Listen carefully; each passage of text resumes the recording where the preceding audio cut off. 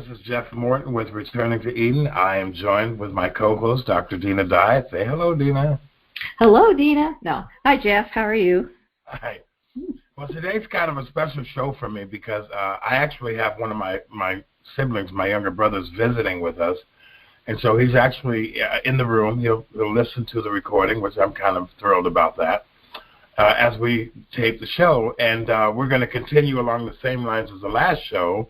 What did Jesus mean, or what did Yeshua mean? Kind of Dinah's take on what did Jesus do? What would Jesus do? Yeah, if you all remember, some of you folks that were born 10 years ago will remember back in the 80s they had this WWJD, and it was an acronym for What Would Jesus Do? So what Dinah did is she's done a 10-part series, which you can find on her website, foundationsandtorah.com, and also on IsraelTV.network or IsraelTVNetwork.com, and a variety of places. And what I always want to do is kind of promote the material because I'm in sync with what she teaches and have been ever since I've met her, really, to be honest, and it's going on 13 years now. I really got connected to Dinah about 6 or 7 years ago in Portland, Oregon, and listening to her do her teaching in live. And so we think, because I get what she's talking about, and the same is true for what did Yeshua mean, or what did Jesus mean. As I listened to this series over the course of days, it's just compatible with my spirit and all the things that I study. And, of course, we're always trying to return to Eden and return the body of believers, the folks that listen to this program, back to what did Moses mean. In this case, what did Jesus mean? Because when you put the two together, they're doing the same thing. And so, Dinah, I'll let you pick it up there, and we'll kind of just jump right into wherever we're going to go today with regard to the series. Okay. Well, so you asked the question, why did I approach the book of Matthew from this perspective? What did Yeshua mean? And as I was thinking about it, to me, and this may be a Jewish thing, okay? Jewish people always answer a question with, why? Question, yeah. You got the Jewish book of why. And so the question I would ask myself is, okay, it's not what did Jesus do? The question I would ask is, why am I supposed to do it? Why did he do it? Why should I do it? Like, I want to make sense of what that means.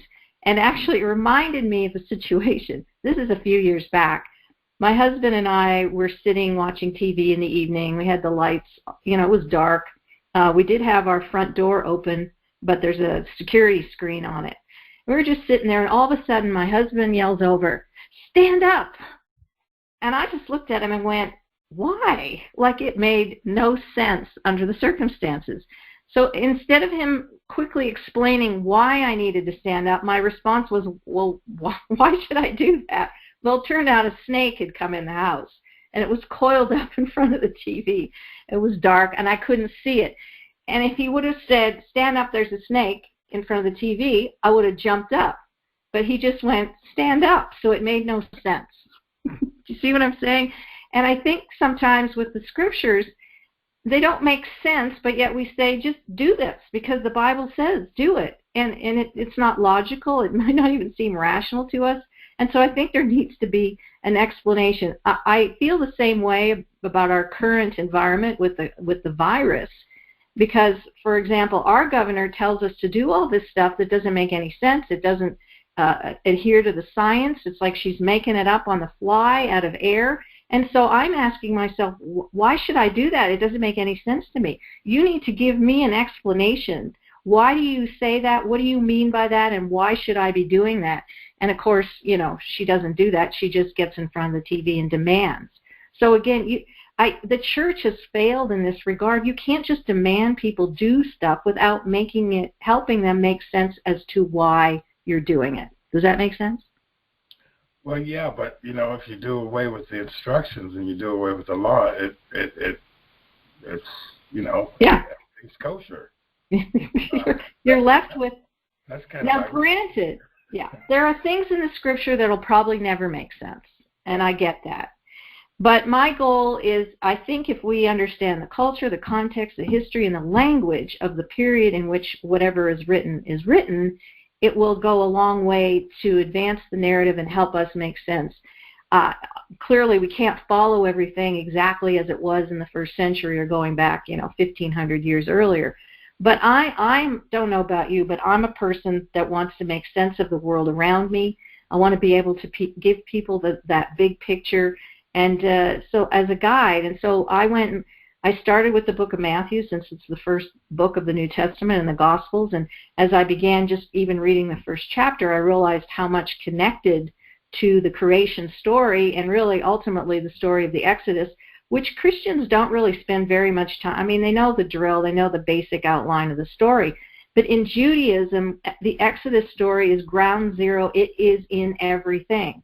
And of course, when you celebrate the Passover every year, you're going through the entire narrative of, from slavery to deliverance. So there's a lot of interesting themes in the book of Matthew that really take us back to Genesis 1 and really back to garden language, because we have a lot of parables being told in Matthew that are agricultural in nature. And the king is telling them, and he's telling them about the king. So that's going to take us back to the garden.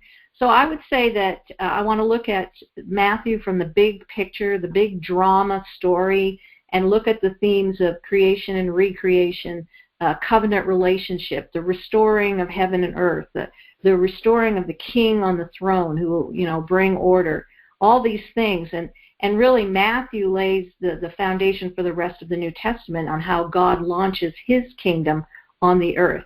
So in order to really look at the story of Matthew, we have to go back to the first century. I mean, it's a very difficult period. There's a lot to unpack. It's quite complex with all the varying, different organizations and elements and, whatever. So it's not easy, but I really would encourage people, if you're going to have any hope of understanding this, you really need to go back to that period of time and start getting an understanding of how the Roman world operated, how the temple world operated, and how the Herodian dynasty operated. I think, too, it helps to understand that Matthew's book was probably most likely penned after the destruction of the Second Temple, and so he's recapturing or recalling events. And we have, we in the Christian world, we tend to think that, okay, he threw a stone in the creek, and now he wrote it down. I threw a stone in the creek. But we have to realize this is 50 and 60 years later, that it's a recapitulation of the story, which was common for Jews to do, of the events. And it's an interpretation based on a Hellenistic culture with the destruction of the temple in the backdrop. Israel's completely destroyed once again. And so all of these things have to play into the retelling of the events that Matthew's writing about. It was a very difficult time. It was a time of great tribulation, and I'll let you go from there. Well, yeah, and I would maintain really much of the gospel is the story of people who politically and socially resisted against the powers, in particular the world empire, which is the backdrop, the Roman world, and of course the Hellenism that surrounded that. And so, and I also think it's important, we've got to get out of the box that this is the only answer to this question, okay? That we don't examine and research and question the Bible just to come up with one answer. That's it. We got it in the bag. We're moving on.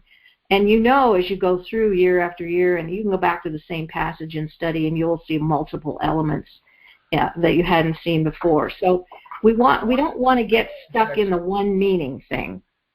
I want to inject something there, because what we do is we take the cultural narrative that we have, and I'm just going to kind of posit this, and then we try to fit the story into the cultural narrative that we have, as opposed to doing the research to go back and understand the cultural narrative that's from which it's written from. And I understand that's why we do all of this, but that's what we do into modern religion today, is we take a situation and we construct it to fit our paradigm, as opposed to, and then we make it a literal translation that fits our paradigm, our cultural, our understanding, instead of looking at Matthew's situation, right, Matthew, and understanding it from his paradigm. Israel's destroyed, chaos has ensued, and now he's going to write about the account of Jesus. and this is kind of what you wanted to talk about on the program, why. So go ahead. Yeah. Well, and, any of the writers of the Bible are going to engage their audience. Now, their audience is not our audience. We are not, in essence, their audience. So they want to engage the audience, and they're going to use real information. There's a historical element to it. Somehow we manage to just look at the Bible and forget there's an actual history.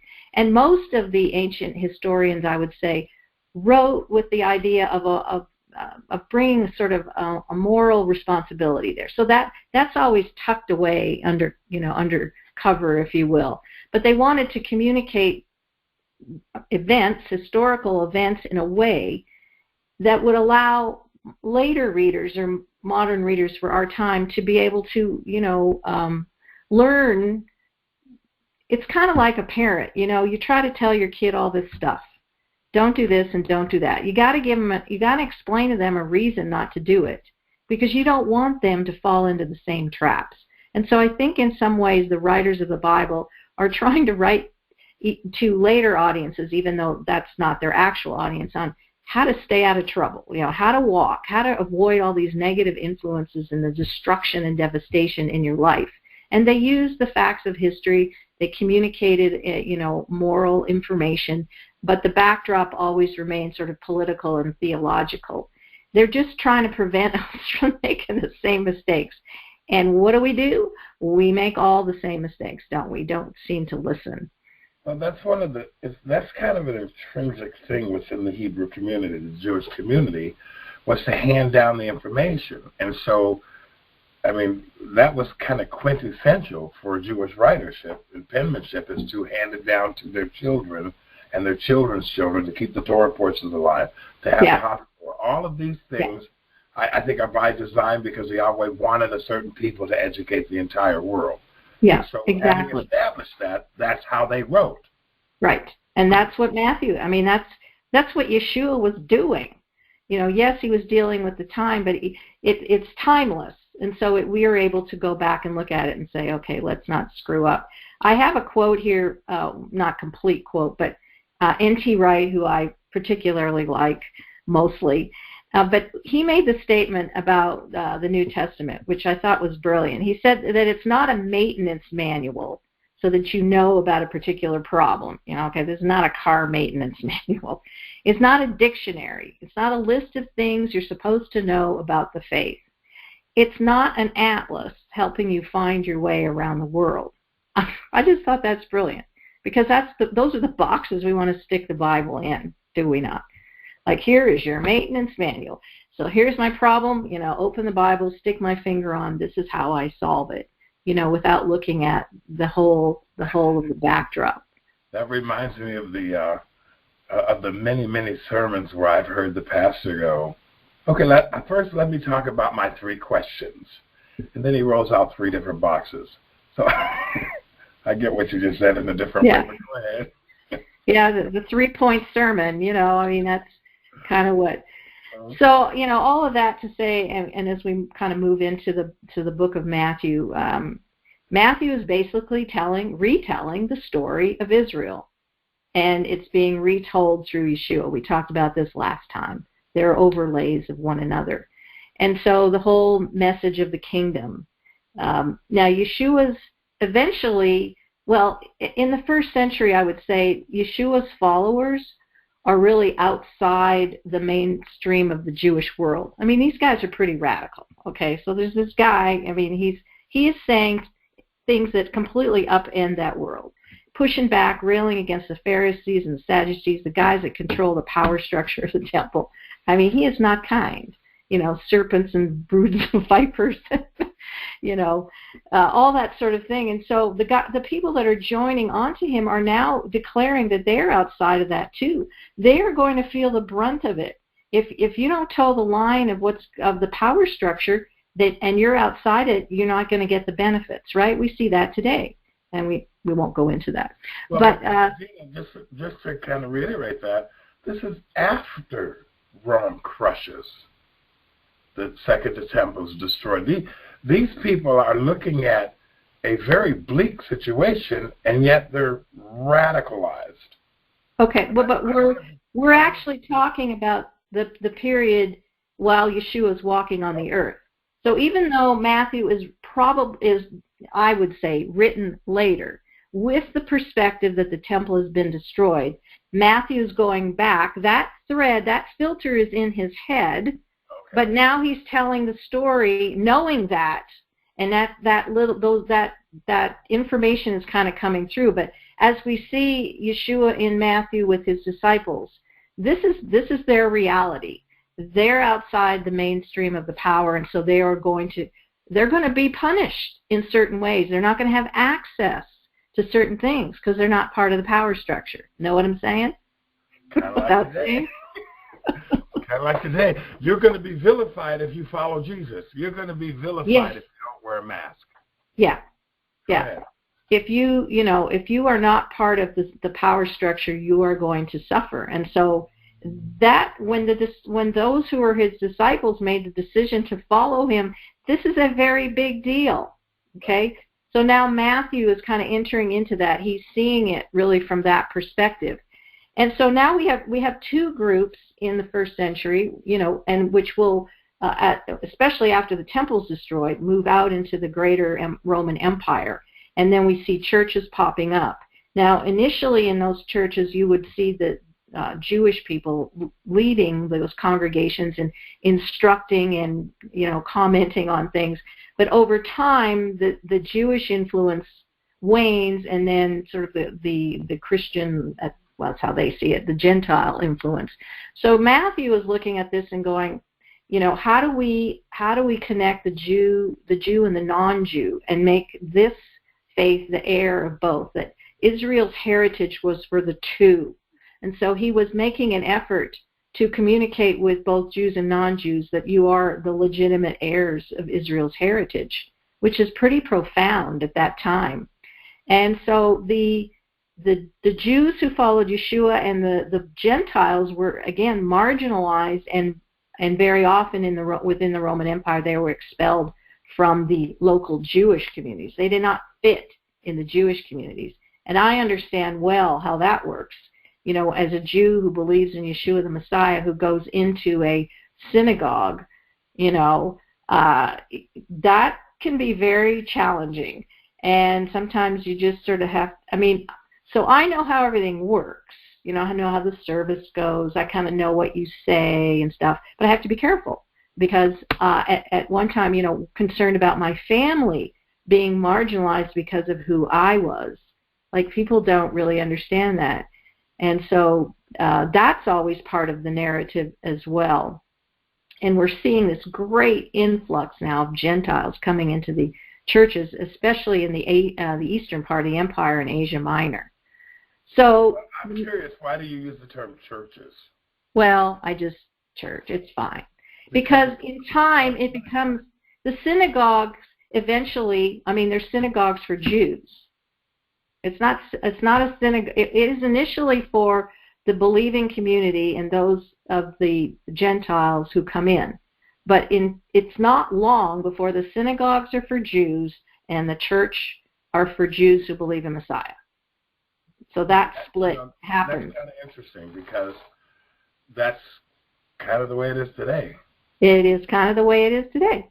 Yeah, nothing new under the sun here. So there is a divide. You see in the Messianic Jewish world sometimes certain congregations will only allow Jews to be in leadership, and Gentiles are supposed to be at the back of the bus. So we got nothing new going on here. We somehow managed to continue to replay everything. But Matthew is really a Jewish story about a Jewish Messiah in a Jewish culture surrounded by Jewish people. And that is, we get it, but there are many in the quote-unquote church that simply don't even know that that's the case. Well, and that Matthew became a Christian. In there, yeah. And sort of... In their purview, he's a Christian now, therefore all of that other Jewish stuff doesn't matter. Yeah. Unfortunately, that's been the box. Yeah, Matthew, of all the Gospels, has infused in it much of Jewish thinking. Right. Now, we don't have a Jewish manuscript of Matthew. We have a Greek So we have Greek. So it's okay. Don't panic, people. But we see that infusion of a Jewish life, in the book of Matthew. And so, that's the question that has to be answered. That's how does that work together? And so I think that was Matthew's goal, to bridge those two communities. Can I just add, when we talk about the Jewish life, I think it's helpful and useful for us to understand that the Jewish life is what God established in the people in order for him to be realized. So when you equate Jewish anything to the story, we're really talking about the information that God poured into these people that made them Hebrew, Jewish. That's their identification. And I think sometimes, because of anti-Semitism, we think Jew is a bad thing in the way we've been taught. We don't recognize that Jew is the thing that God purposed in order for us to understand who he was. Yeah. Well, I'm speaking in a way to a non-Jewish audience, So, I mean, do we call them Jewish Christians? Do we call them Hebrew Christians? Do we, It's ridiculous, yeah. It is ridiculous. So, from our perspective today, these were Jewish people, and that's probably the easiest way at this point to. I mean, we do call them, the Hebrew Scriptures, which is what they were, All of them, from Bereshit to Revelation. They're all, it's all the Hebrew Bible. Yeah. Go ahead. It's just that the New Testament we happen to have manuscripts in Greek, So it's okay. Yeah, it's okay. 10 minutes left. Okay, so where should we go in all of this? Well, I mean, the idea was you've got 10 episodes. We talked a little bit about your personal history and all of this, but now let's go into the very first part of what you did, which, if you're anything like me, you can't remember anyway. So, but the idea was, what did Yeshua mean to the? Yeah, I mean, do we want to start, talking it from Matthew 1? I mean, I do want to say that in the book, Matthew's focus was he really wanted to maintain unity in the two groups. Like, this is the thing that always, breaks down, is the unity. And the biggest problem is going to be when the temple is destroyed, like everything falls apart and there's no unity anywhere, and they've got to rebuild the faith with their central institution gone.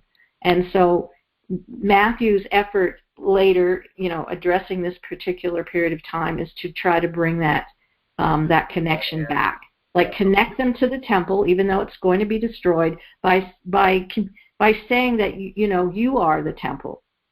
I mean, it's because there's no temple. Now we've got to figure out, how do we bring a unity between these two groups without a standing temple? And so he's saying, Yeshua is saying, I am the temple. Which is what his gospel is all about. It's all about taking Torah to the nations. And now there's this catastrophic destruction. And so he's basically starting with Genesis. And going through Exodus. Eventually we're going to get to Deuteronomy through his language to bring the Gentiles into covenant with God. Yes. That's his heart. So you have two groups trying to rebuild after the destruction. So you have what comes through the Pharisees, which ends up being sort of the rabbinic leadership, and they meet in B'nai Brak, and they're trying to, okay, now what do? We got our central institution going. How do we rebuild? And so they have their program, and then you have, the Christians, believing Jews and non-Jews, trying to reconfigure their beliefs and build their communities without the temple. This is the perspective Matthew's writing from, even though he's writing about things that happened much earlier. So that theme is going to be prevalent, because he knows that the destruction's already happened and the faith's been blown up.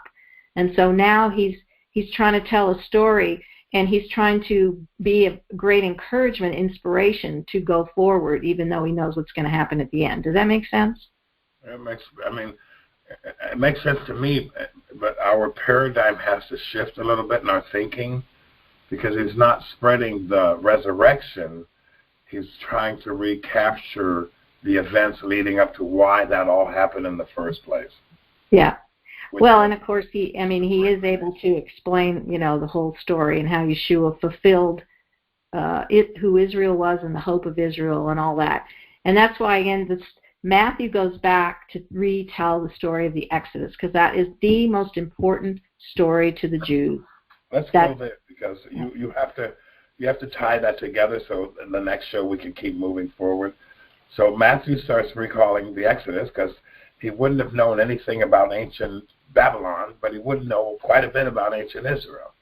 So go ahead. Yeah, he would know about ancient Babylon.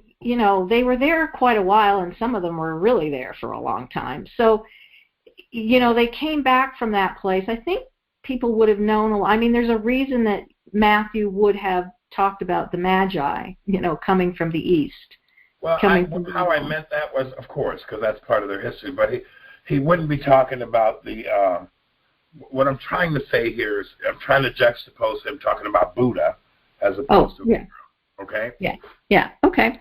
So I find, the first thing we see in the book of Matthew is the very first verse, which when you read it is supposed to take you back to the creation. That's its design. So it basically says the book of the genealogy of Yeshua the Messiah, son of David, ben David, ben Abraham, kind of thing.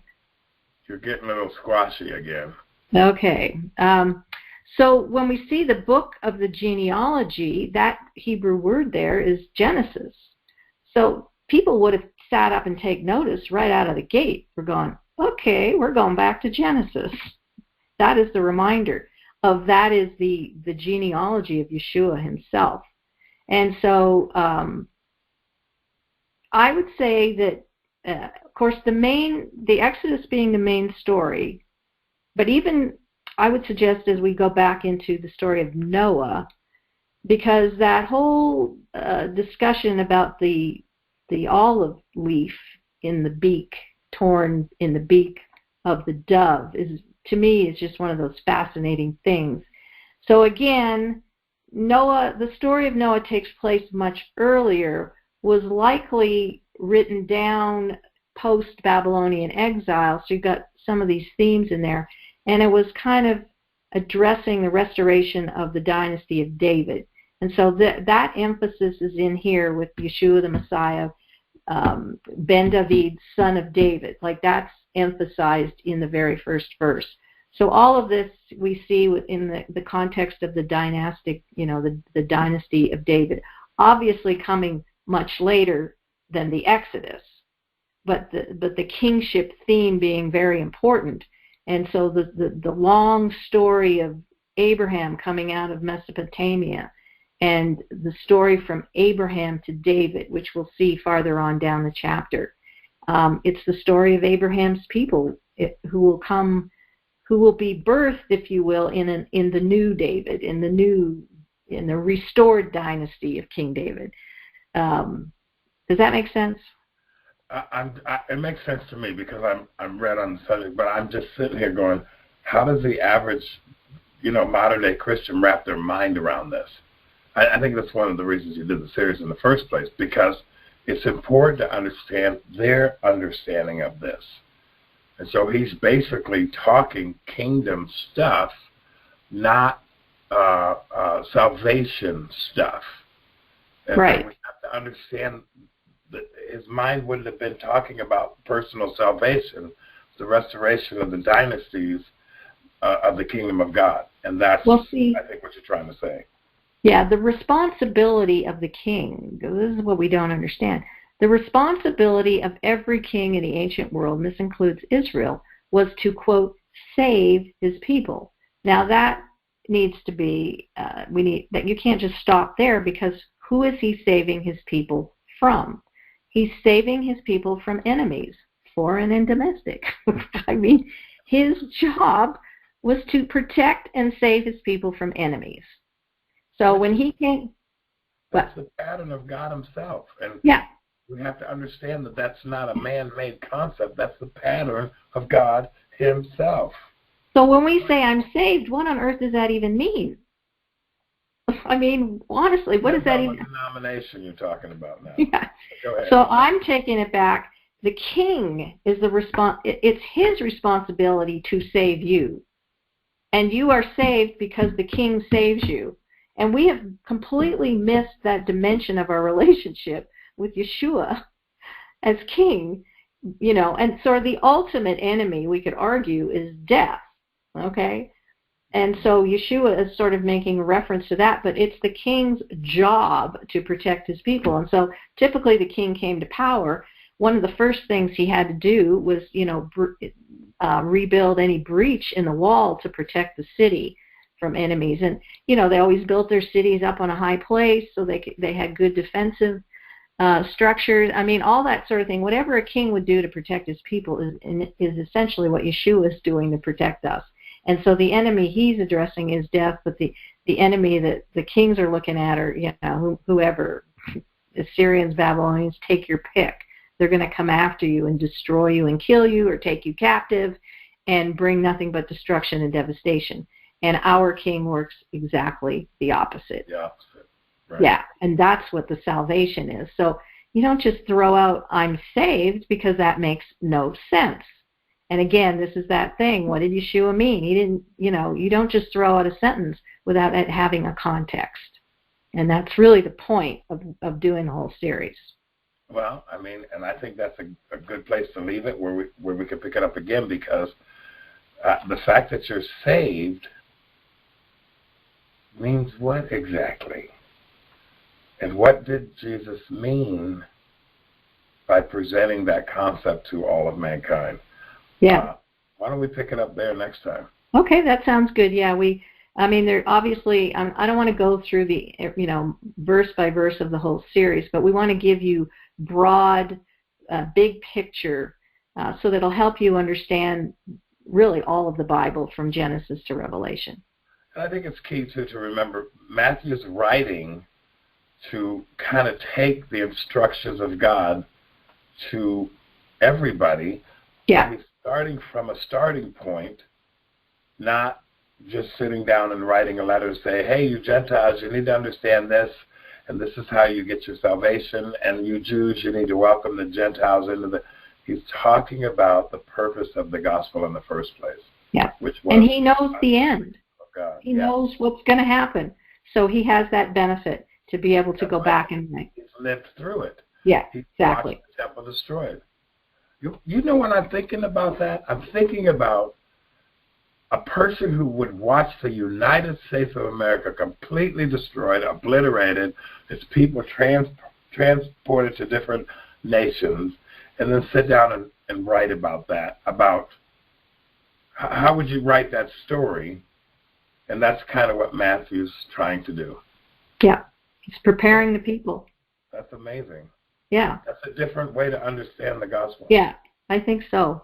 Now, let me just mention, there is debate over the dating, okay? Like, we don't, we got people who believe it was written before the destruction of the temple. We can't prove it. He was writing it while he was, after he took a shower. So it's kind of like we just need to put it in the perspective, not only in the perspective of the ancient writing styles, in the cultural reality of the world that he lived in, and we have to understand that it's not writing it to us. Yeah. It's writing it to them, hoping that we somehow filter our way through it. I think that we have to understand that about the writings of the Bible in any book. Yeah.